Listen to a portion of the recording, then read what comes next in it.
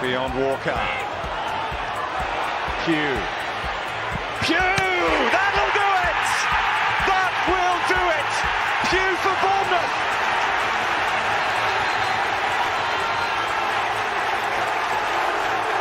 The roof of the Gold Sands is raised! Everyone here knows what that could mean to this football. Good evening. Hope you're doing all right. Welcome to the second look here on Back of the Net. We are returning once again for a brand new season and a regular look back at the last Cherries match. A composed look back because we've let more than 24, in this case 48 hours go since our last game. And every Sunday night we'll be here reviewing the previous match. And also the audio from this will be on your Monday podcast too. Well, we hope so, because heads up, if you're a podcast subscriber, our previous provider, which was called Podiant, they've been taken over by a company called Castos. I'm going a bit technical now, but the migration from one to the other didn't exactly go smoothly, even though they said it would. So whilst we're hoping to get the audio version out for the morning, due to the issues that we have been having, it may be late in coming, in which case we can only apologise for that, but we'll do everything we can to chase them up and get the audio issue resolved. But anyway, you lucky people watching on YouTube, Facebook, Twitter, etc., you'll be getting the very first exclusive of the audio pod anyway. Plus, when you can see us too, double bubble. Hey, why have audio when you can have video too? So the 21-22 season started at home with all of the world able to watch our curtain raiser against West Brom, a match which Sky obviously thought could be tasty. Two sides with new managers, two sides with different reasons for being exasperated at the end of the season, last season.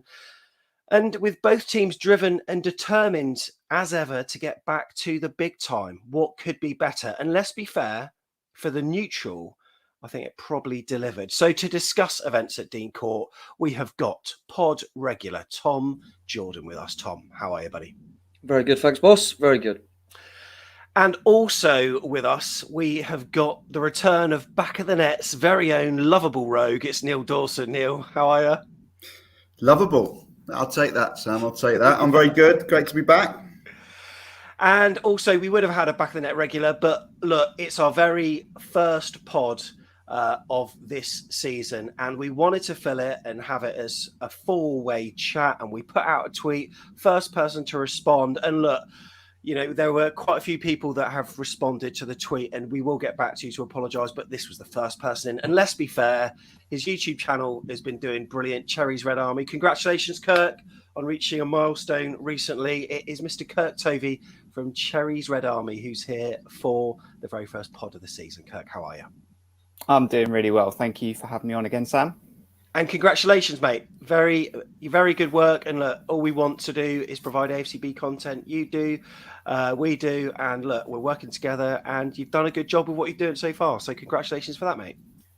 Yeah, it's never really set any expectations back in January. You know, have a bit of fun. If I put one smile on a Cherry's face, I'd achieved something. And 500 subscribers just after 6 months is mind-blowing to me and amazing, and couldn't have done it without Back of the Net, all the team, and especially you, Sam. I mean, become a good friend off air and given me a lot of advice and helped me along the way. So really appreciate it. And everyone who follows Cherries Red Army and this amazing channel, thank you very much.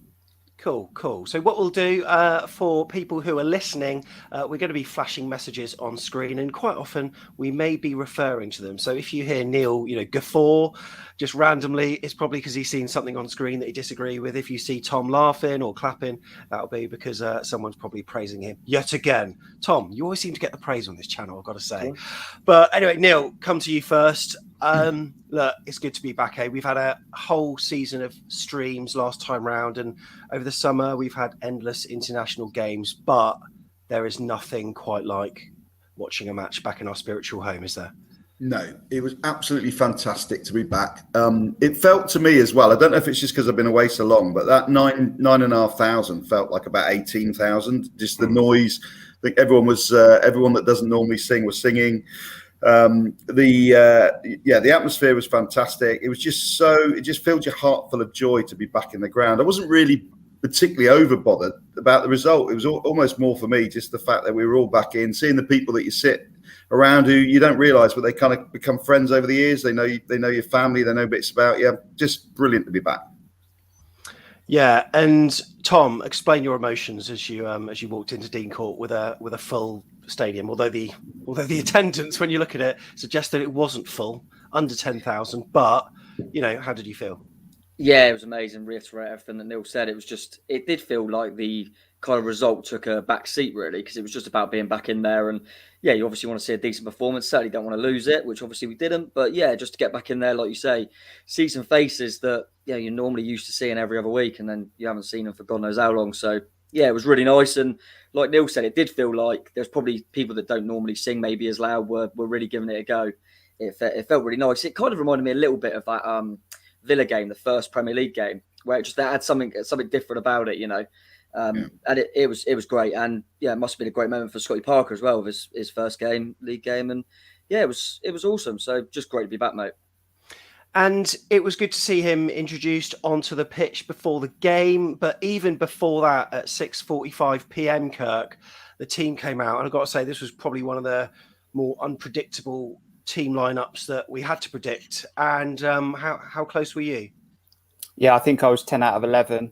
I thought Ibsen Rossi was going to come in and be given a chance, having such a good pre-season, but I was concerned about potentially Travers having Ibsen Rossi in front of him. So when Mepham was put instead, I wasn't too unhappy about it. We know what happened last season, but Chris Mepham does have a good game in him. He doesn't surprise me when he does play well. The problem for me with Chris Mepham is, can he do it for 40 games, 42 games? And we know he probably can't. But he has got a good game in him. I was having confidence that we were going to do all right on the night. New manager in place, and Chris Mepham did turn up. Yeah, he did turn up. So, Neil, I mean, given everything that's been going on at the club in what feels like a very short space of time since Parker's appointment, I mean, yes, we've had the 3 friendlies, 2 of them abroad. We then had that 5-0 win against MK Dons, a match from which I think it's very difficult to gauge anything. Was this game against West Brom ever one for you which would seriously give you an indication of where we're at?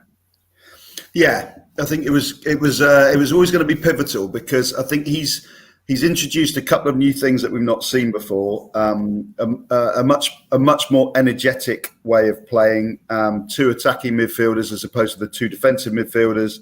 So these were all things that were going to be really key to see. I mean, I've been really impressed with him. The thing I think that's impressed me the most, it reminds me a lot of Eddie, is he really could have a bit of a whinge if he wanted to about the side that he had to put out, and he's not mentioned it once. All he's talked about is that they're fit, they're ready, he's excited by them. If that was a Mark Hughes or a Tony Pulis, they'd be saying, I'm down to the bare bones, I can't compete with the likes of West Brom. And all that does is it's bad leadership. It gives the players an excuse to do badly, or they go out on the pitch thinking they're not quite good enough. So I think, he's played an absolute trump card, because he wouldn't have wanted to field a side with 3 youth team debutants in it, regardless of how they played. And he was probably close, like Kirk said, to having to play 4. So I just think, fair play to him. He set his stall out. He hasn't had the best of luck. He's got an awful lot of talent injured. He hasn't whinged or moaned about it once. He's been full of praise for that team, and I think that's why they performed as well as they did. And something that I didn't know until afterwards, Tom, was that Junior Stanislas pulled up in the warm-up. So you look at the bench, and it's weaker than we first thought. Yeah, I saw that when I was in the queue to get in, actually, and everyone was having kind of a bit of a laugh about it. I mean, it's a real shame for Junior, in it, but it's like, it had to be him. I'm not really sure the extent of it. But yeah, I think Glover wanted to come on the bench for him. So it ended up kind of no senior players really on the substitutes bench. But yeah, I agree with what Neil said. He hasn't moaned about it. And I think the system's interesting. I think it will be more interesting going forward. For example, the 2 attacking midfielders, will he have that when Ben Pearson's back, Lewis Cook's back, Jefferson Lerma potentially? Is that his forced hand, or does he like playing like that? It'd be interesting, wouldn't it? I mean, we know that Lerma's a defensive midfielder, but he can do that box-to-box stuff as well, and he's quite high energy. So that'll be really interesting as well when he gets the group back, what he goes with. But I don't think any of the lads let him down, put it that way. And like Kirk said, I probably agree with the Mepham one. I kind of would have agreed, seen the point either way, because Ibsen Rossi hadn't done anything wrong. But I think because we had so many youngsters there, just any sort of bit of experience and leadership was needed, especially in the back 4, like Kirk said, with Travers in goal. But Yeah, I was quite happy and I was excited, but not really expectant going into the game. They had a good side out, so yeah, it was interesting. But Jack Stacey was the blow, wasn't it? Really, as well. Yeah, that's right, Jack Stacey. And I think if he was picked as right back, we knew that our left back who that was going to be. But of course, it didn't happen. So Jay-Z started, and he was a player that I think grew into the game. But we'll talk about each of the individual players. But firstly, Kirk, I know you would prefer to be Alan Hansen, but now I'm going to ask you to be Jeff Banks and comment on Scott Parker's attire. What's your thoughts on managerial suits? Would you be a kind of training top kind of guy, or would you be doing the whole shirt, suit and tie look, or would you be going cardigans? What would you do if you were a manager? Yeah, well, I'm a coach of a youth football team and I'm definitely a tracksuit man, but he's definitely smarter than me. And do you know what? That's who he is, and he takes it on the chin. He's had the sort of cardigan banter, hasn't he, previously? And he did say it when he joined Bournemouth. He said, "Look, we've had these conversations before. I just want to knuckle down and get on with the football." He's not going to stop wearing cardigans, and he's smartly dressed. And it was a great entrance for him. My gut feeling when he signed for Bournemouth as the manager, I had a really good gut feeling. Nothing else but gut feeling, unlike the other appointments. And I'm liking already what I'm seeing. And yeah, are you liking what you're seeing in terms of clothes, Neil? Smart, eh? Yeah, I don't know what I'd wear. I think it's quite nice not to wear a tracksuit. I think you kind of stand out a little bit. I always think Pep Guardiola looks great. So I think I probably would go for the V-neck jumper and chinos look. But Scott Parker takes it another level up, doesn't he? He's superb. And sometimes when we saw Eddie on the touchline, Tom, he would have an AFC Bournemouth t-shirt on, plus he'd have his AFC Bournemouth jacket. And some camera shots, you'd literally have two AFC Bournemouth crests. It's like he bled red and black. But would you be a training top kind of guy wearing your club logo, club colours? I mean, you've got a tattoo already, right?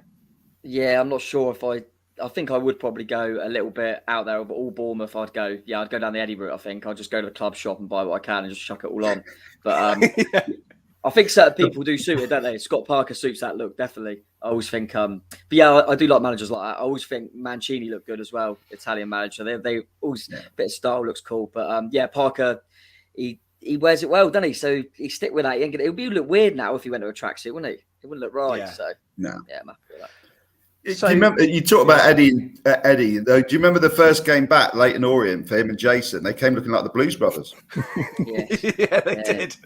They look so smart. They look really smart. And yeah, I thought he looked, very, very polished, I've got to say. And look, it was a very interesting start to the game, Kirk, and there was an ebb and flow to the match, which I think was very nice for a neutral to watch. And as Bournemouth fans, it felt quite exciting. But, just before the game started, what was your view on how it was going to go? Because, West Brom, new manager, we know likes to play with intensity. We saw what he did with Barnsley, making all sorts of substitutions at half-time to keep it up against Scott Parker, high press. How did you think it was going to play out? And, did it play out in the early stages as you thought?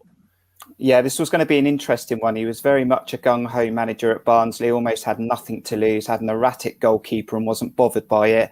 I looked at the West Brom team again before the sort of match commenced, and I was really worried about how good they might be up top. They've got some real talent up there, Carlon Grant, Diagana. They've now got Mawat, who's pulling the strings.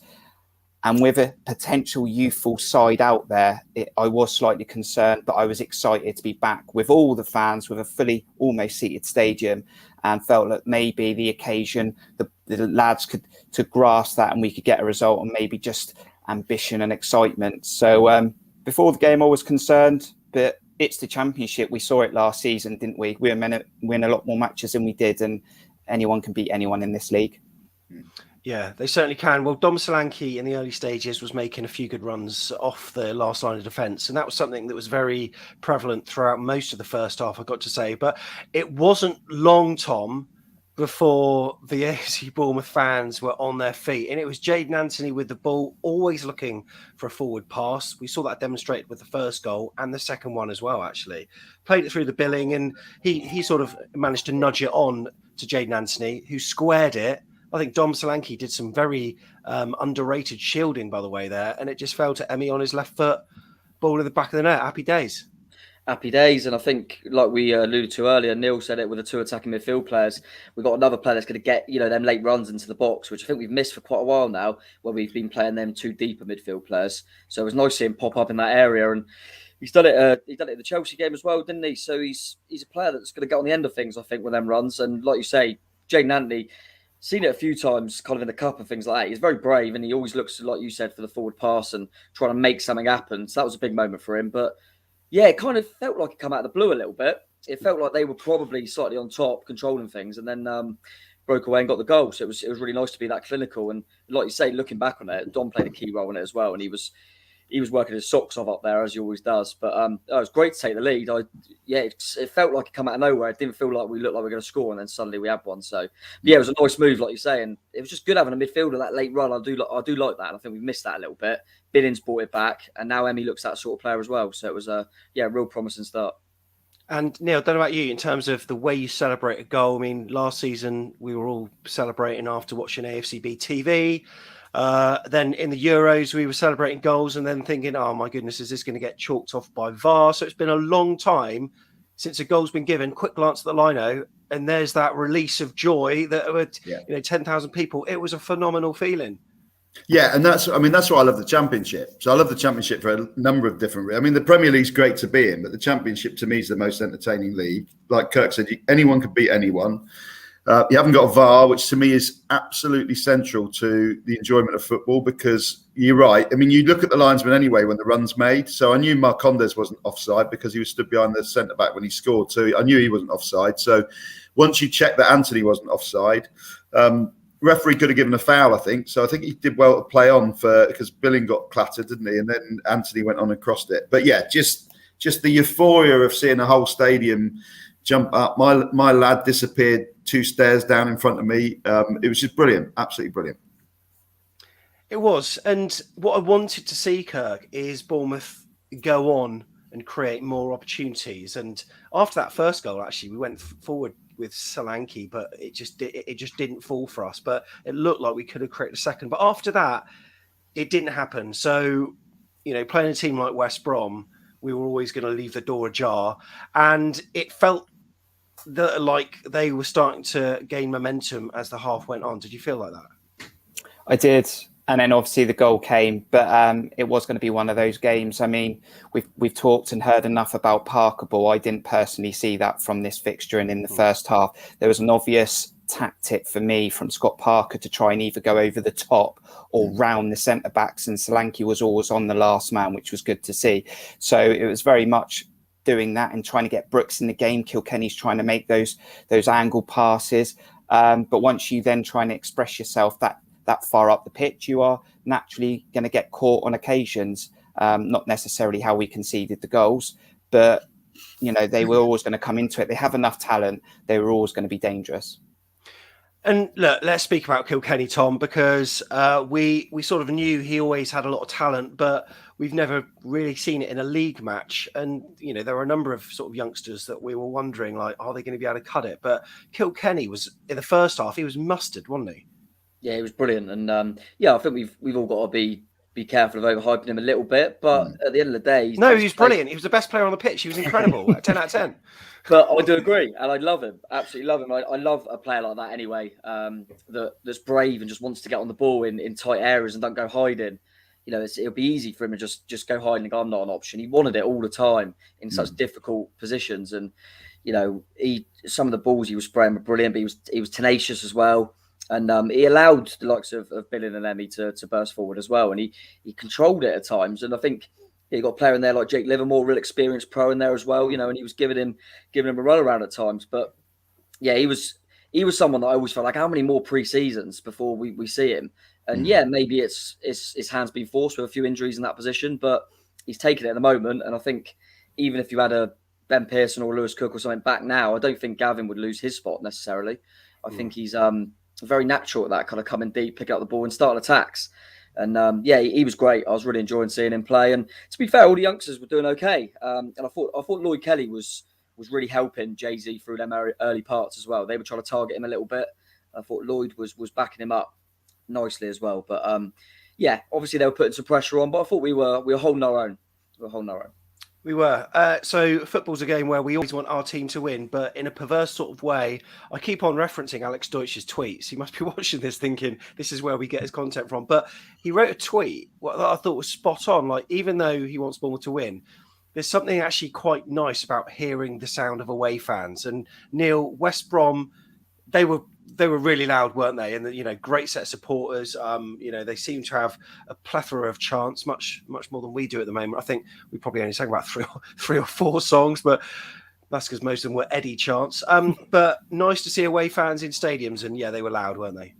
Yeah, they're always a good support. West Brom, they're always loud.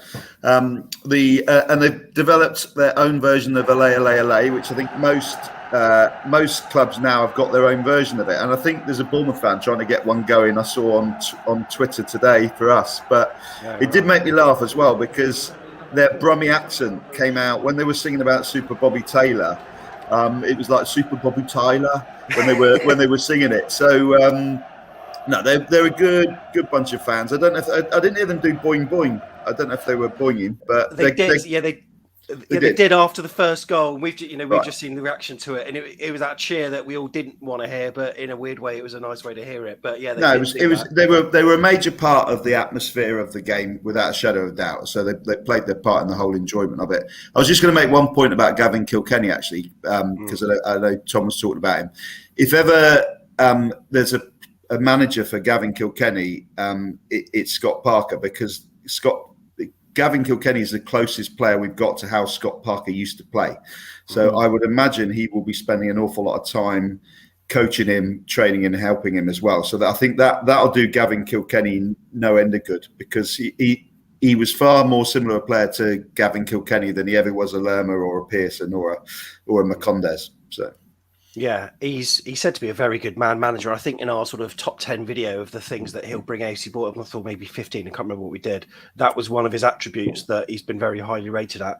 But he from the bench couldn't do much about the equaliser. And I think it was Townsend on the left flank, I think, put in a throw. It was partially cleared, and then it came back to him, and he hung up a cross, and Kirk, it sort of looked like Travers was coming for it, but didn't. And then it was Dar O'Shea at the far post who nodded in. And some fans thinking that Travers could have done better. It was a fairly decent header, relatively powerful downward. But thoughts on the goal, mate?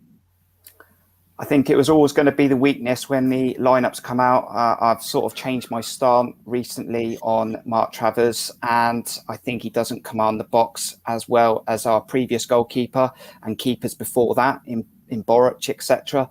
I think he needs a loan out. He needs to get experience, like Tom and probably Neil's mentioned before, and other people on this channel. And when that ball come in, you want your keeper to come and grab it.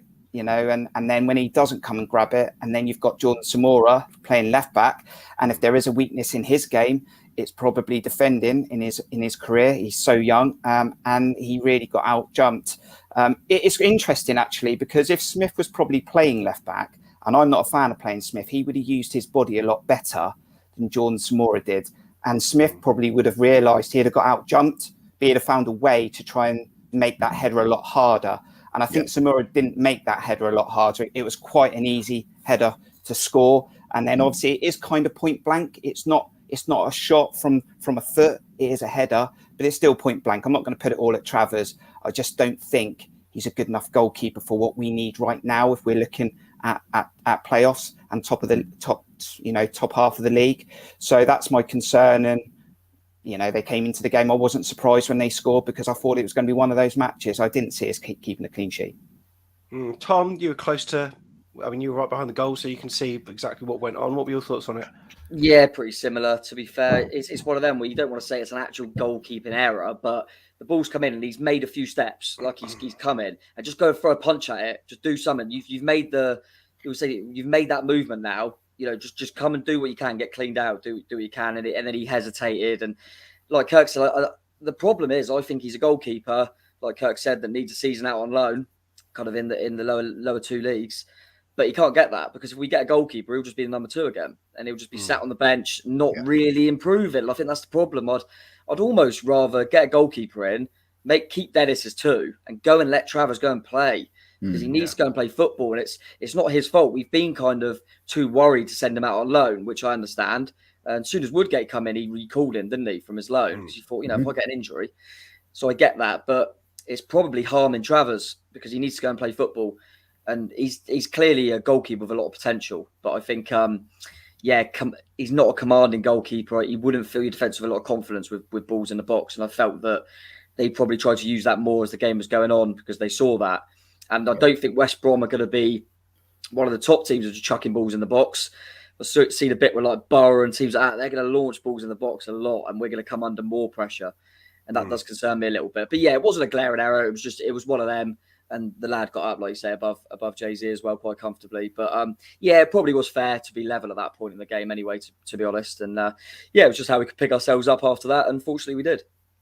Yeah, we did do. And one of the other sort of key things that we're seeming to do this season, and it's a trait of Scott Parker football, is playing out from the back. And these little short passes. I think we're a bit more accomplished than MK Dons. However, it's a thing that someone just talked on the chat about his distribution. I thought his distribution was actually okay in the match against West Brom. But does that style of football worry you, Neil? Because it's all about trying to attract the press and then playing between the lines, behind that press. But did it work? Is it for you, this kind of style? I think if you're over 40, you struggle with it. I think that's part of the problem. But and certainly the crowd need a lot of educating in it, because everyone around me was just screaming at them every time they did it. Why are you doing it? Get it up, get it up. I totally see why you do it, because when it works well and you drag everyone onto you and you play that one through ball to Billing and he flicks it on, the whole team go and they're stuck up the pitch. They can't get back. So I totally see why you do it. I just think we've got players with an error in them. So if we had our, Ake and those sort of people, I think do it all day long. I know Nathan Ake, probably a bad example to pick after yesterday, but in the main, if you've got players that are really comfortable, I just think when you've got Zamora, who's I think got potential, but he's young. If you had Ibsen Rossi playing, you'd be nervous about him doing it. Mepham, we all know, has got a slight error in him. Steve Cook even is will often make a little fluff. So I think it's the right thing to do. I'd question doing it all the time with the players we've got at our disposal, unless we bring other players in. But we're going to be doing it. We're going to be doing it. Yeah, and I was going to say, I think that's another reason why I was so impressed with Kilkenny, because he took responsibility on a lot of the time and came back and went, "Go on, I'll have it. Yeah, I've got someone right on me here, but trust me." And I thought that was big from him, And I thought Lloyd Kelly took responsibility on a lot as well, which was nice to see. He obviously was the skipper as well for the night. And I think it was probably even more tempting because when we did go long, and you quite often try and go into the corners, from Mark Travers' point of view, Jane and Anthony and David Brooks were never winning a header. They were never going to win a header. So it was coming straight back anyway. I always remember Eddie used to, obviously we try and play from the back, but we'd often have Frano at right back. So we'd have the option to just spray it that way because he would often win the flick on. We didn't have them options either.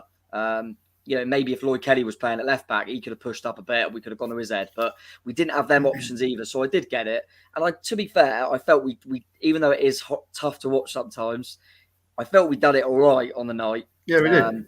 We did do it all right on the night, and you've got to keep persistent with it, I think. And I think we will. But we got away with it. Like you say, it's just hard to watch sometimes. Lloyd Kelly, I thought, and Chris Mepham worked all right. You've got, Lloyd Kelly, who's quite composed on the ball, I think. And then you've got Chris Mepham, very no nonsense. Love the way he took out that winger when he was striding down the left flank, and he earned a yellow card for that. But he wasn't the only person to have been taken out. Scott Parker took a tumble, Kurt. I completely missed it. Did you see what happened? I didn't get it on camera. I was really disappointed in my vlog that I didn't get it on camera. Did see it. He looked like he hurt his elbow for about 10 minutes afterwards. He was just holding his elbow constantly. So I don't know if he's had the physios check it out at half time. But yeah, he did. It was one of those point blank on the sideline situations. Was it Mepham in the end that took the man out that then incidentally ended up taking out Parker? Yeah. So what I just add to what Neil's just said, just talking about the back two there and playing out from the back, is that it is in the game now. We need to accept it. Every manager tries to do it, no matter what club they move to. But I think the frustrating thing when you try and play out from the back is when the goalkeeper goes to Mepham, goes to Travers, and he just kicks it up the pitch when he clearly could have done that from his 6-yard box. The whole point of playing out is you creating angles, people moving in different directions, and you move up the pitch in 3 or 4 passes. And that's when it needs to happen. And that's when you need to get Kilkenny into the 2nd or 3rd pass, and then you get it on to Brooks and you move up as a team. And the best team to watch doing that is Man City. That's what they do. They create angles and they take opposition players out of the game. It's just the one when it goes to the right back or the centre back and comes back to the keeper and then goes up. I never understand that one. Yeah. So, No. That's right. So West Brom, they had a shot as well. Travers good save. This was on about 37, 38 minutes with Robinson who turned and shot, and Travers palmed it wide. But there was a goal that they did score, Tom, that got disallowed. And obviously we were all delighted that it did. But replay suggests that there was no reason that it should have been disallowed. Well, I'm right behind it. And I don't know why they've given a foul there. They've been quite clever. They've chucked the ball in and, they've seen what happened with the first goal, like we spoke about. And Travers just ain't strong enough. That was probably the most evident part of it. Unfortunately, we got away with it. If that had counted like it probably should have, then Travers will be really going for a goalkeeper now. He would have really be getting some stick. So I'm glad it didn't, obviously. But yeah, I couldn't see anything wrong with it. And it does make you think, if I was a goalkeeper, I'd just fall over all the time. Because they do get a lot of protection because there's no way that's a foul. So yeah, we got away with that one. We definitely did. But yeah, glad he did. But yeah, we definitely got away with it. Like I say, I'm right behind it. I didn't need to see a replay. I thought there's no way that's a foul. No way. It's interesting. I was watching the before the England Euro final, maybe it was the semi-final. Channel 4 decided to screen the World Cup final of 1966 in full colour. And speaking of the goalkeepers thing, I mean, it's almost like you'd have to chainsaw off one of their arms for the referee to actually, blow, because they seem to just, not be. So I mean, now they will blow up all the time, won't they, Neil? Whereas previously, back in the day, back in the good old days, there were a lot worse challenges that went unpunished. Oh God, yeah. I mean, even in the noughts, players like Steve Fletcher would get right in on a goalkeeper and it'd be a bit of shoulder to shoulder. I don't think Travers is. I mean, I don't want to. We're in danger of lynching the poor bloke. He's got a lot of potential. I don't think he's the most physical of goalkeepers. So sometimes you get young goalkeepers that aren't the greatest, but they've got a lot of physical strength. I mean, he catapulted backwards, didn't he, off that guy for that one? So I don't think that helps. But yeah, no, it's gone out. It's probably the right thing that it's gone out the game. Goalkeepers getting taken out when in the air, what used to happen all the time, didn't it, in the lower leagues? It's not great if they land awkwardly, but at the same time, they are totally overprotected. It's all fouls that if they happened elsewhere on the pitch wouldn't be called. Yeah, so we went in then 1-1, and then the second half started, and pretty much started how the first half started. Really, I think Cherries were in the ascendancy, and we've been talking about the youth. We'll concentrate on which players did well for AFC Bournemouth a bit later on in the show. However, Jayden Anthony on the left-hand flank played almost a sort of no-look pass to the overlapping Jordan Zamora, who just pelted it into the box. I think he just hit it into the danger zone. I don't think he was really targeting anyone, but it was parried by the keeper. Phil Bill was on the end of it. Kirk, nice to see, eh? And when Phil Bill scores, we don't lose football matches. That stat still stands from last season. And that's where I think Jayden Anthony and Jordan Zamora are going to come into their own. I actually thought in the first half, apart from the Anthony assist, it was quite a worrying left-hand side. And there was times where Zamora was swiping his leg at the ball and not quite catching it. But in the second half, I really think both of them grew into the game. And when we got that ball over to the left-hand side, Anthony in space, he deceived the right back. He played that no-look sort of pass. Samura got onto it. And as I said, he sort of just crossed it, put it into the danger zone. Goalkeeper parried it, and Bill was there. And Billing is going to become a really big player for us. He did sort of become a big player for us in the second half of last season. And I really think that Scott Parker's using him as a pivotal player in what he's going to try and achieve this season. And the more goals he gets and the more he's an omen, it will start pushing Norwich City away, because there's no way we can let Billing go for 10 million quid. He's bought into we've bought into Billing now, and he's become a little bit of a fan favourite. He's still got a really good contract, and I love what I still see with Billing, and I never thought I'd be saying these type of words 2 years ago. Yeah. No, absolutely. Neil, go on then, talk us through it. In the meantime, for people at home, will be some vlog footage. You can click and watch that video. The card will be at the top of the screen. But there's a horrible reaction from me and my nephew Ben. But anyway, talk us through it. The goal. Yeah. What we cannot underestimate is how good a pass that was by Jaden Anthony. That is the hardest pass to pull off, the pass that he pulled off. And it took such a lot of bravery, to spot it, and B, to think I'm going to do that, because those passes can just run out for a goal kick, or they can be too hard. Just, you cannot give him enough credit for spotting that pass and executing it. It was a moment of real brilliance. And, we need to celebrate it from the rooftops, because I agree with Kirk. He wasn't man of the match. I know he got it, but he wasn't the best player on the pitch. And in the first half, I was sat in front of him and Zamora, and positionally they were all over the place at times. But that aside, they grew into the game. They kept persevering. They never stopped looking for the ball, and then they created that moment. So I just think you got to take your hats off to him. Yeah, there were a number of. What I liked about it as well, Sam, I was just going to say, what I liked about, because Jaden Anthony, obviously the pass was amazing. The Zamora, I remember just shouting, just put it in. Too many times people kind of wait and say, who should I get? You doesn't matter who's there, put it in the area. And that's what he did, and that can happen. You could take a deflection, the keeper can parry it like he did. But I do like that when they just put it in the area. And I thought he'd done that really well. It would have been easy for him to try and, shift it back and, be a little bit too cute with it. He just put it in the right area. And, I agree with what both the boys said. I think I tweeted at half-time, I was a bit wary of that side, but they grew into the game. Maybe they needed a little bit, the occasion was big for them both. But what we saw in the second half was that's the left-hand side that have played together in the academy for a long time. And there was a really nice link-up. And I probably would have said at half-time, next goal, how would you want it to come? I'd say, I'd love it to be a bit of Jay-Z and Anthony link-up. That'd be great for him. So that was a great moment, definitely.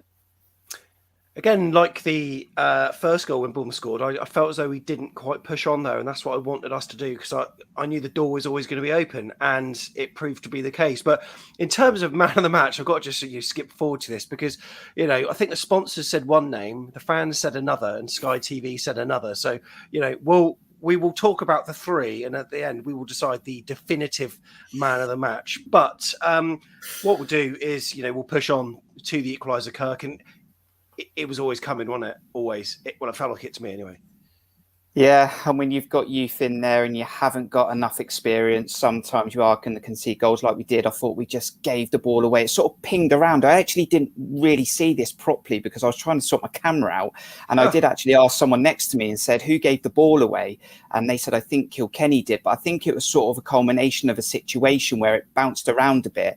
To be fair, did Phillips get on the ball? And then he opened up a really good pass. And then when it was squared and first time Robinson, I mean, to be fair, it was a very good goal that they took. It was just on another day when you're 2-1 up, maybe that ball just goes down the line towards the corner flag and you just get up the pitch. But as I said, I didn't get a really good view of it. And again, on the highlights, maybe one of the boys can come in there. But it felt like we just didn't get control of the ball right in our half, just inside halfway. I was sat right next to it. It was a throw-in, and it was Smith and Brooks that played two suicide passes to each other that they shouldn't have played and got robbed, as I remember it. Well, there you go. Mark Singleton confirms on the camera that is the case. So it was Smith and Brooks, two sloppy passes, shouldn't have been giving it to each other in that space, got robbed, and away you went. Shame, because I think we would have held on, I reckon, had we just gone a little bit longer into the game. So. I thought we were coping with it quite well, actually. I thought our response to, going ahead, I thought wasn't too bad. I thought they're not, they're having a bit of the ball here, but they're not causing too many problems. I felt it was more probably, maybe even after they equalised, that I was more concerned about, let's don't lose this now. I thought we were doing okay. It was a real shame. Like you said, it was a bit of a pinball moment, a few bad passes. It was one of them things, but top teams, they're going to be one of the top six, in my opinion, and they're going to take them chances. It was a really good finish, wasn't it? Yeah. Absolutely was. However, we responded almost straight away, Kurt, with Well, it was exhilarating to watch because it was like, Solanke just had so much aggression on that left flank, and he managed to win the ball back, beat his marker, beat another marker again, and the ball ended up at Philip Billing, who was on that left side. He then hung up a cross to the far post, and when you saw David Brooks steaming in, I thought this could be a hell of a goal. Wasn't to be, but my God, that was exhilarating, wasn't it? Me and Tom were right behind that in the north stand. And do you know what? As it was lofted up and you could see it was going to go over the fullback's head, I was like, don't take a touch, Brooks, because sometimes they just want to take a touch to try and bring it down and hit it. And he hit it first time. Problem was, it was just too close to the goalkeeper. Just needed to probably be a foot more to the side, and I think it would have nestled in the corner. But he hit it well. He kept it low, and that's all you can really ask. Make the keeper work. And it would have been a great finish because Brooks, I think, is going to be a big player for us this season. It's got to be a good season for Brooks. It's his time now. We can't keep going on about some players saying they will turn up, they will arrive, they will come good. This has got to be Brooks this season. He's had a very good pre-season. I think he looks fit. It doesn't look like he's worrying himself about his ankle. He's trying to take on players. He's trying to work through the defence. And it was a great chance. And unfortunately for Brooks, it didn't go in. But I'm liking Brooks, and it was a good chance. He seems to sort of drift in and out of games, Brooks, but he's more in than out these days, unlike last season where he was more out than in. And then from our good chance, there was another chance for West Brom, and almost a third for them. I think it was Carlin Grant who worked some space inside the box, and he drove an effort towards Travis's top left-hand corner, but it flew wide. And then Philip Billing had a shot which was blocked, and you know what? Livermore had a shot. It was like it was end to end, but great for the neutral. And in terms of the full-time result, 2-2, probably fair, Tom. Yeah, I'd say so. I think a draw was probably fair on reflection. I think we, kind of the general stats, I think we edged possession, they edged shots, but it felt like a draw was a fair result. We led twice, so it's always a little bit disappointing leading twice, and at home you think, could have hung on, but I think they would have been, felt very hard done by to have lost the game. I think they'd done enough to get a point. So, and I think it was one of them where because they were behind twice and because they probably did edge the game of we were down to the bare bones, so to speak, I think both fans left kind of relatively okay with it, relatively happy, I think. So, it was quite a decent one. I would have probably taken it before the game when I've seen the lineups. Just a shame that we had the lead and we didn't really have, even Stanislas, who obviously pulled out in the warm-up, would have been an option, wouldn't he, for his experience. Yeah. I felt that even people like Kilkenny, who was superb, like we said, just kind of the last 20 minutes, he just started, which is going to happen. These youngsters hadn't even played, started a game, and now they're getting 90 minutes. I was very surprised that Brooks was the man coming off as well. Shows what trust he has in them. I wonder if there would have been a temptation. It maybe would have drawn it on a little bit, but I thought, could he maybe at 2-1 bring on a Rossi and go to like a 3 and just watch them balls into the box? But they scored quite quickly, didn't they? There was still a lot of time to go, and I think that would have probably invited a bit too much pressure on. So, even though you want fresh legs, I looked at the subs and I couldn't really argue with the fact that he only made the one. And I think it was a fair result all round. I don't think too many West Brom fans, apart from the disallowed goal, would disagree. I think it was probably a fair result.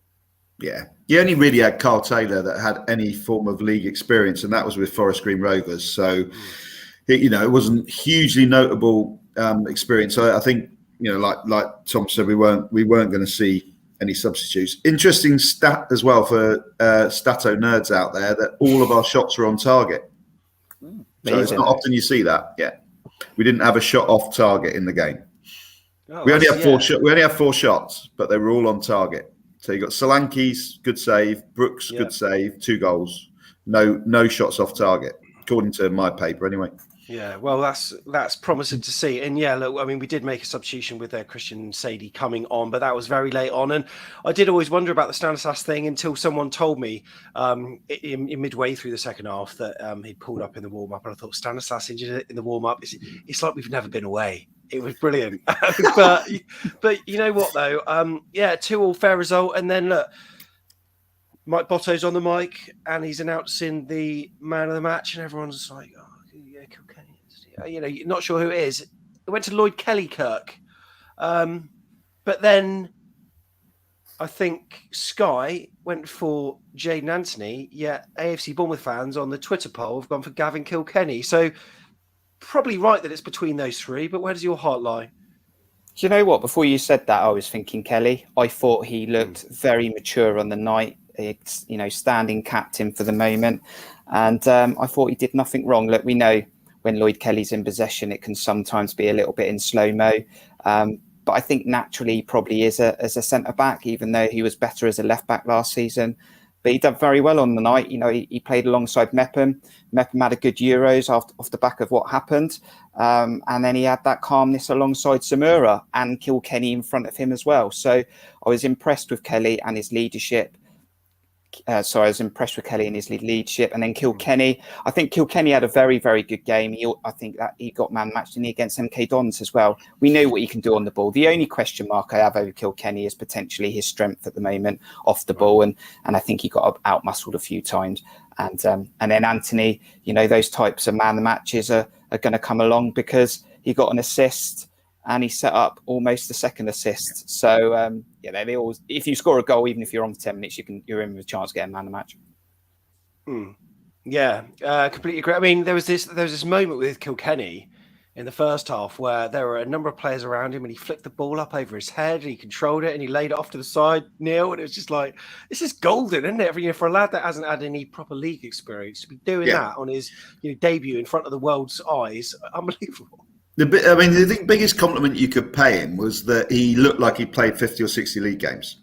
He didn't. That is not a midfield debut performance where, normally if you make your debut in midfield, particularly live on television, you do all the simple things. You just do simple things and play your way into the game. But he was spraying passes and, like you say, flicking it over the head early on in the first half. So, that says a huge amount about his character and augurs really well for the future. My man of the match wasn't any of those three, which was really weird. So because I think Anthony, he got it for 2 interventions. He wasn't man of the match, although they were great interventions. Kilkenny faded. Kelly was all right, but we conceded twice and lost the ball. He lost the ball a couple of times. I thought Marcondes was outstanding. I think he's a brilliant footballer. I watched him really closely. He receives the ball so well. He's a model to any child watching. If you want to learn how to receive the ball, how to drop shoulders, how to move. I thought he was outstanding. So he would have been my man of the match, but there you go. Yeah, no, I'm probably with you for that. And you know what? It's quite nice that we're having these conversations. Yeah. And good, I mean, like, it's a good thing to have. And you know what? Also, that pleased me afterwards is, Tom, nice to see players scoring goals and looking excited and happy when they score, instead of this kind of nonchalant, like, okay, I've scored a goal, come on, let's get back at it. Like, I don't know, I hated seeing that, and you can tell why. But the joy on Emmy's face, on Phil Bill's face, lovely to see, wasn't it? Yeah, nice. And I think a big part of that is just try and give him a bit of credit from last season and stuff, is the fact there's a full set of fans in there. It must be difficult to go mad when you think there's no one here. So that was really nice to see. Probably agree with everyone, so to speak, in terms of the kind of man of the matches and that. I was surprised at Anthony, but I can see why now. I did like Marcondes as well. I was really annoyed when Neil just said that. I thought I was going to say Marcondes, what a shout. I really like. I think when you get a new player as well, you have a little look at him. A few times I thought, I wonder if he could come almost help Gav out and maybe drop a little bit deeper. I understand he's obviously being told to get higher up the pitch, but he's so comfortable receiving the ball that I kind of thought maybe you could drop a little bit deeper alongside Kilkenny and try and start their moves when we were struggling a little bit at the back. Lloyd Kelly, I always find it very difficult to give a man of the match to someone in a defence that have conceded 2. I'm not sure about that, but I did appreciate his leadership at the back. I thought he really helped Zamora on that left side grow into the game as well, and I think it was a captain's performance from him. I was pleased with Lloyd. But I'm not sure I'd give it to. I mean, maybe Lerma. I didn't get booked, did he? So can I give it to Lerma? Also a shout for, I always make a shout for him, but Dom Solanke worked his bollocks off as he always does. Yeah. And speaking of Jeff Lerma, there's an interview that's come out on AFCB's website that sort of indicates, could he be staying, Tom? Could he? He's going nowhere. I don't know. I always said, I think with this ban, he's still got another, 4 competitive games. The window will still be open after that. And I wonder if kind of maybe Villarreal, a few clubs in Europe, and maybe just waiting, when he served his ban, they might come in kind of late, kind of deadline day maybe, and try and tempt him. We've got options in that area, to be fair. Ben Pearson ain't far away. And we've got Lewis Cook, obviously a bit longer term, but we've got him to come back. And we looked all right anyway. It all depends on Scott Parker, doesn't it? And what he thinks, really. I don't think he can. I don't think we should keep him. I know this is going to be really, really controversial. So if you think, I mean, it'd be interesting to hear Kirk's views on this, because I know he's a tactical guy. So if you think about it logically, we're trying to build a squad. We're trying to build a squad. I love Jeff Lerma, but we're trying to build a squad. So hear me out before you. Okay. He's only going to play one sitting midfielder. I think that's his style. That's what he's always done. So in that position, he's got a choice of Pearson, Lewis Cook, Kilkenny, and one other and Lerma. So he's got 4 people that can play that position, and he's only going to play one. So who's he got that he can get money for? He won't get any money for Lewis Cook. He won't get any money for Kilkenny. Pearson's only just joined us for 250, 300,000. If he wants to raise funds to get a striker and a winger, he's got 4 players that can play one position.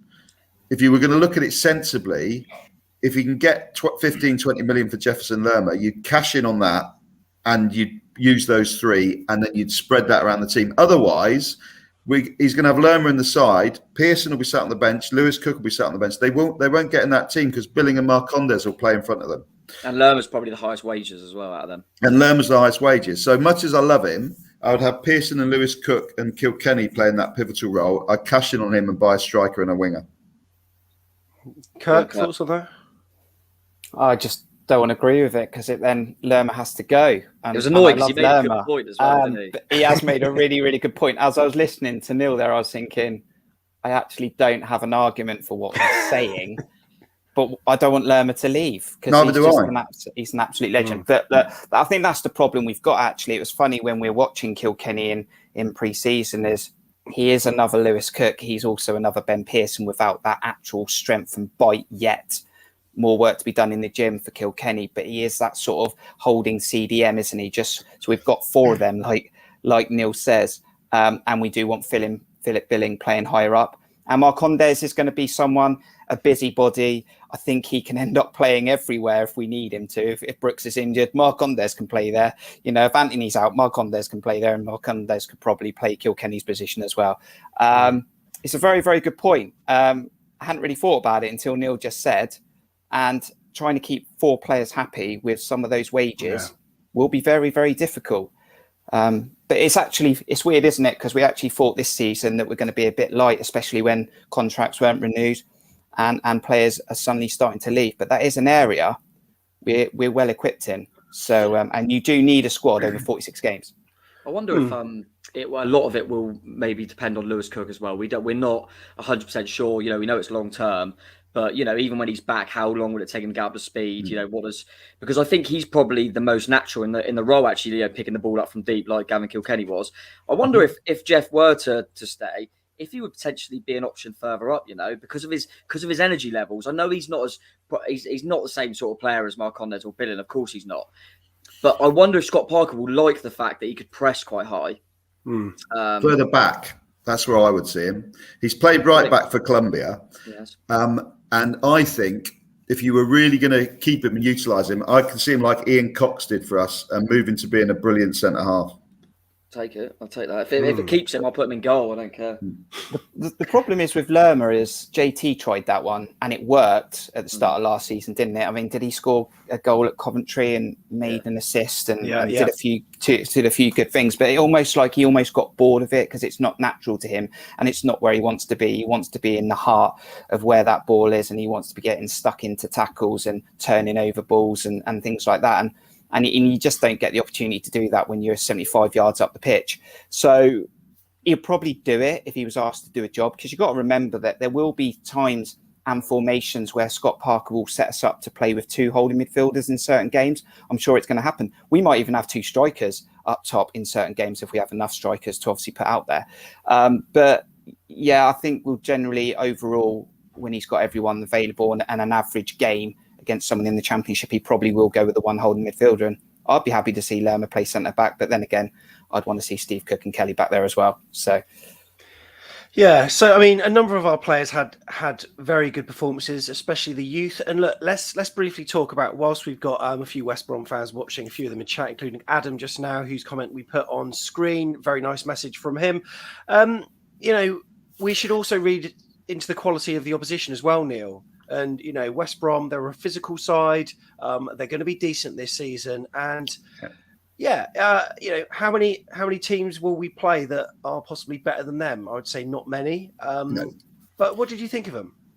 I thought they were very, very well equipped for the Championship. So the problem a lot of teams have when they come down for the Premier League is they morph over time into having really good footballers who, when they get stuck at Rotherham or Stoke on the proverbial wet Tuesday night, they don't like it. Like we saw sometimes last year with Rico and players like that. So I think West Brom never morphed into that Premier League side because they weren't there long enough. And then they appointed Sam Allardyce, who made signings that were always going to be signings that were good for the Championship, because that's what Sam Allardyce does.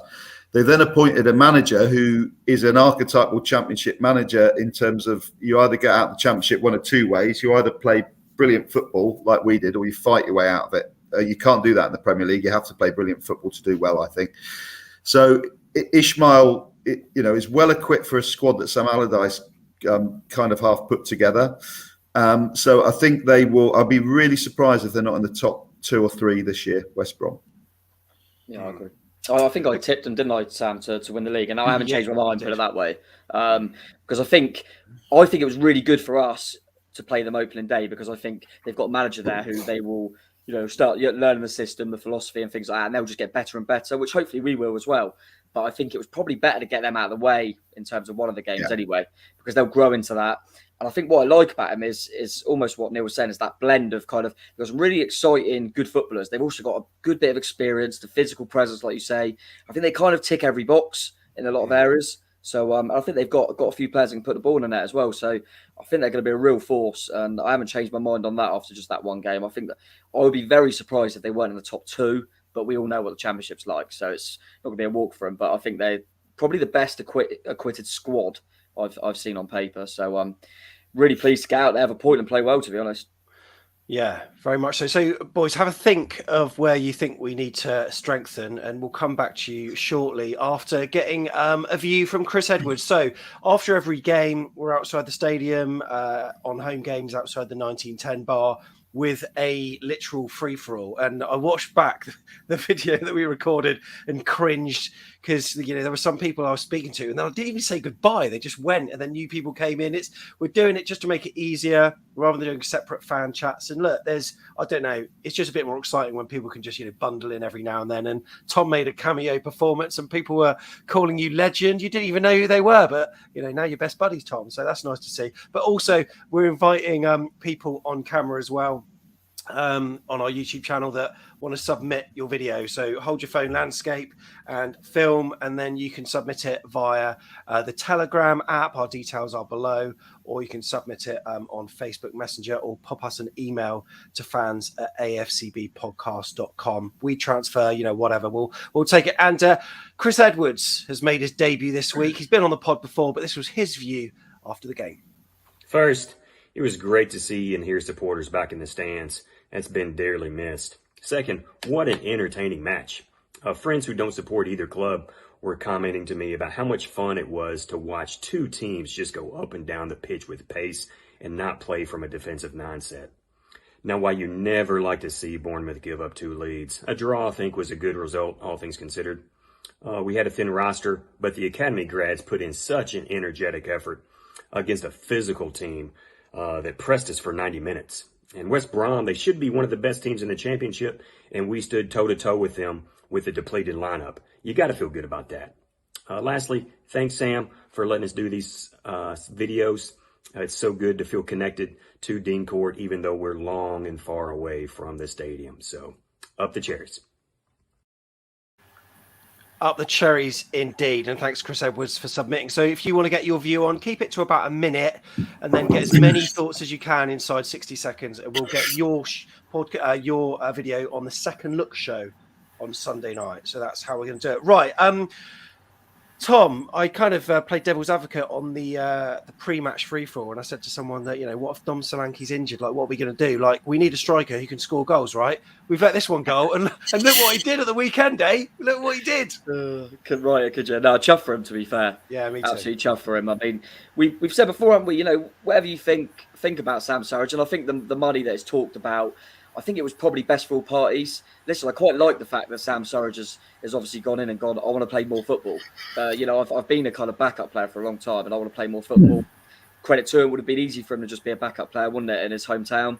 So, yeah, I'm really pleased that he scored. And I think he's that sort of player. He does cause a nuisance. He's not fantastic, but he'll cause a nuisance to defenders, and he will get the odd goal. And he showed that coming on the pitch and firing one in quite well. So I was really pleased for him, but it was typical that he done that the first time of asking, especially the game that was 2-2 and needed a last-minute goal like we did. But no, genuinely, I'm not bitter about it. I want to see him do well, to be fair, apart from when he plays us. But yeah, and it was against Reading. And it was against Reading, exactly. So that did make it a bit sweeter. But You're not a fan of the Royals, Tom? Not particularly, but not really concerned about them either, because we'll give them a 20-point lead, they'll still finish above us, not a problem. But yeah, no, I think it's definitely an area we're obviously going to strengthen in some point. As Chris said, we've got quite a thin roster. I like that thin roster. I might use that a bit more. But so we need, Sadie's, had the opportunity the other day and done really well. But yeah, we definitely need someone to try and push Dom, or at least be an alternative, or a game where someone can join him. I still feel like what happened a lot last season, Dom gets so isolated too much, and I think it'd be nice to have that option, and also not relying on him every game. Don't know. I haven't seen too many murmurings. Probably end up being alone. As long as it's not Shane Long, it'll be all right.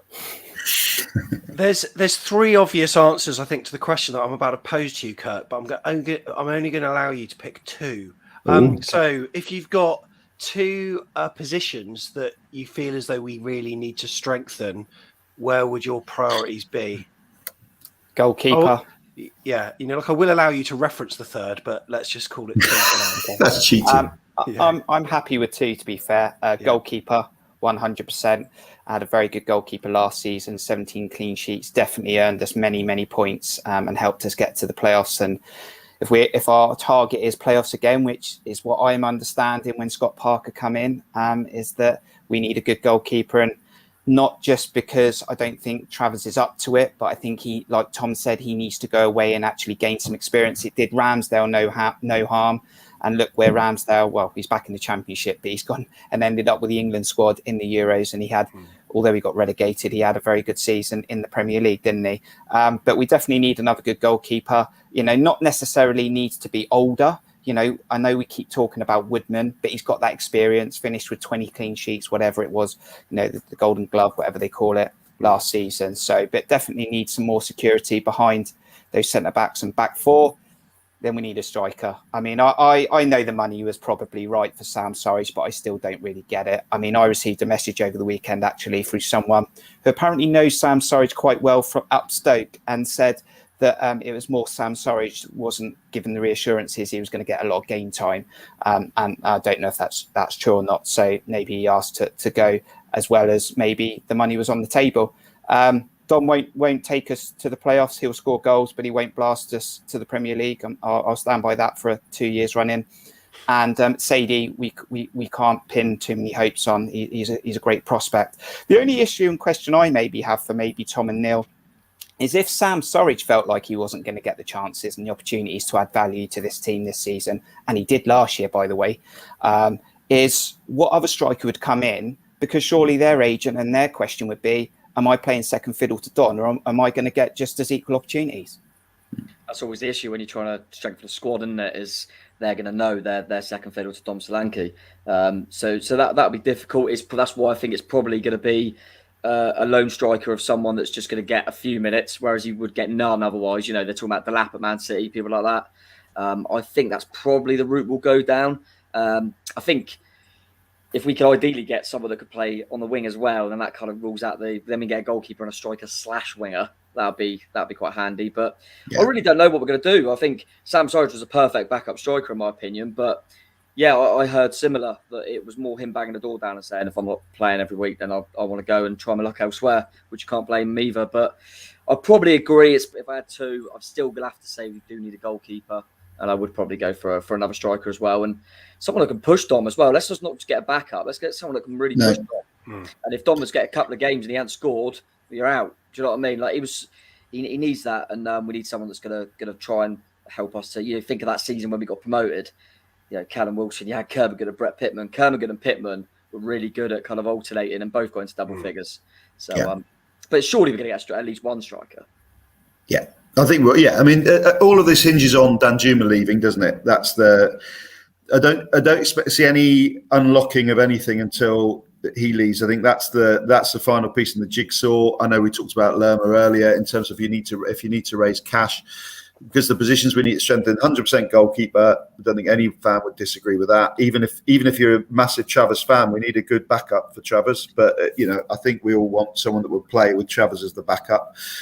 Dominic Solanke only ever does it against the bottom half of the Championship. He's a flat track bully. He doesn't do it consistently or play consistently well against the top sides. And that's the issue that I have with him, is that he wasn't a Premier League striker, so therefore he doesn't score goals against teams that are destined for the Premier League.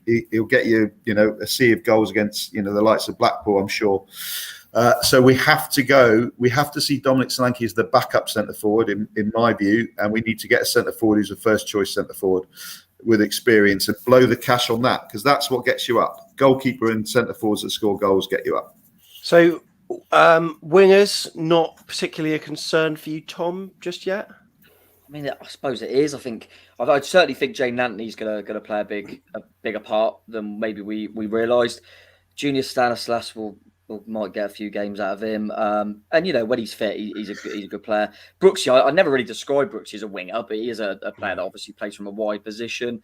But we are probably like that if Danjuma, obviously, if we're talking about this like assuming he'll go. Obviously, we have Riquelme as an option last season, who's obviously gone as well. So we're probably a bit like that last season. So I think we could do with another winger, but if the question was two, then I think priority is still.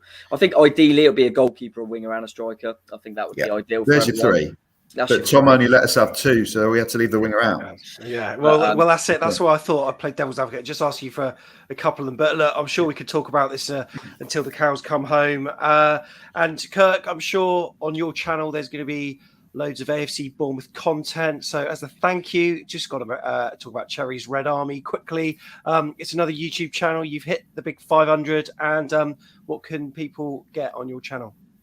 Yeah, so we're doing like an AFC Bournemouth weekly at the moment. I'm not sure it'll continue every week with games coming thick and fast, and Saturday, Tuesday probably will run out of time, but we just sort of look at news coming out of the club in the last 7 days and what's coming up. And then your standard stuff for your previews will be completely different to what we did last year. Obviously, we had interviews and people on with lockdowns, but this year they're going to be like quick, rapid previews. And then we'll get as much content during the games. If I'm there, we'll do some vlogging.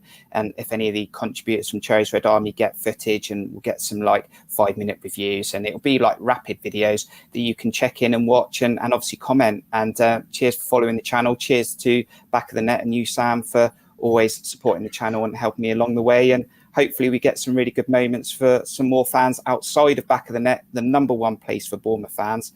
If you want any more entertainment, we're over at Cherry's Red Army if you need it. Cool. cherrysredarmy.co.uk. Check it out. Thanks for your time tonight, Kirk. Really appreciate it, mate. Thank you. Really appreciate it. Cheers, guys. Neil, great to have you back. Fantastic insight as ever. Really enjoyed it. Yep, lovely. See you at Forest and Birmingham, hopefully, you two. Or you three. Yep. Whoever's going. No, Kirk's not here. Sam, Tom, you were there, weren't you? I'm going to both, so looking forward to it. The Birmingham tickets actually went on sale this morning, so they did. I'll have to. So I need to get on that 5+ points by the looks of it. Tom, looking forward to doing Forest next weekend. Where are we going to go for a pre-match drink? I don't know. I've heard about somewhere called Hooters. I might meet you in there for a drink, see what it's like. I mean, is that the thing for like most away fans going there, or is that just like young lads like you? I don't know. I've just been there every time I've gone there, and no one's mentioned another pub. I've just gone straight to Hooters and see what happens. Right. Well, that's where we're going to be. So if you fancy a drink before the game, come into there and say hello. And also, we'll be outside the stadium afterwards doing some free-for-all content. So I appreciate as many people as we can. Try to upload it on the way back. Really appreciate it, Tom. As ever, thank you very much, mate. Cheers, boss. And thank you at home as well. Right, just a quick mention for the golf day. It's on the 18th, but we are closing the draw tomorrow. Go to afcbpodcast.com/golf. And it would be fantastic to have any last-minute donations if you would like to play a round of golf with not so much Matt Latiers, but Graham Souness, Tony Pulis, and also Harry Redknapp as well. Get in the draw tomorrow. We will be drawing the names. It's a £5 an entry, so a 20 quid donation to Melanoma Focus will be 4 entries to the golf day. And we can't wait for that. We'll be there vlogging it and then off to Birmingham away the same day, actually. So that's going to be a right old busy day for us. But anyway, thanks to everyone that's been watching on the live stream. Really appreciate it. And until the next video, up the cherries. Go!